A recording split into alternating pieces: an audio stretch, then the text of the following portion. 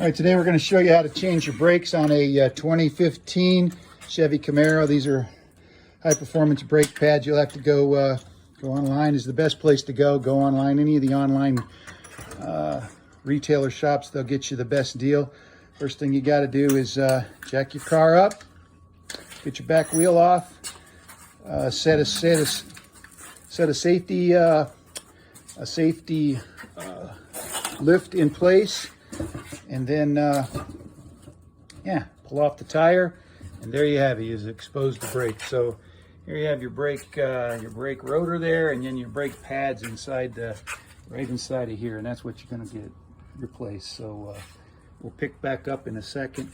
First thing you're going to do right here, Steve, I got him right there. Oh yeah. Thank you. So first thing you got to do, these brakes are real simple. There's no nuts and bolts to replace the pads. You just knock 2 pins out here. We got Remo here doing a bang up job. He's been a professional. He's done this a few times. So you tap it. You can tap them with a tapper. Then you get a little narrow one, and you take them the rest of the way. Ideally, you want to replace all these parts. So your brake pads should come with some new pins. So on the back side of here, where Remo's working, there's just one little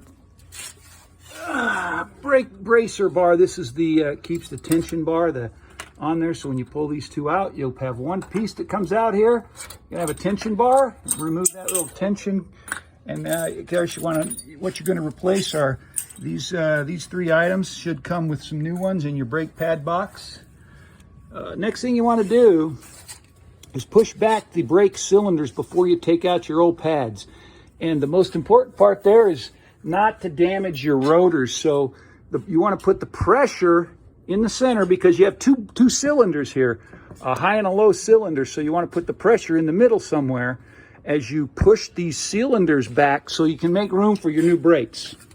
Remo's done this a few times.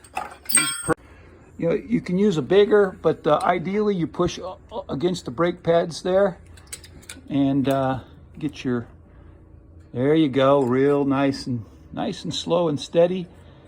And then of course it'll push both ways, so you're going to have to push both cylinders on both sides out.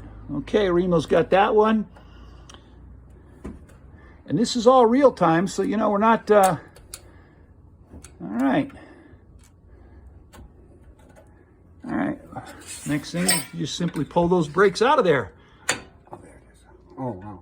Okay. Did you get it? All right, we're going to come right back. You got the old pads out.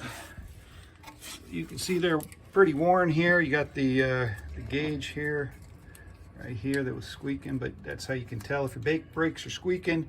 There's this little metal tab here is what rams against the rotor and makes that squeaky sound. Catch it right away and you're okay. Okay, so you want to grease up the back of your brake pads, not the front. That would be a disaster, but right, Remo? Yes. What are we doing here? Greasing the back. Why are we doing that? So they don't crack and make noise. Squeak and jingle. And then, of course, you want to put a little grease on the bottom when you're done here too, so you get better.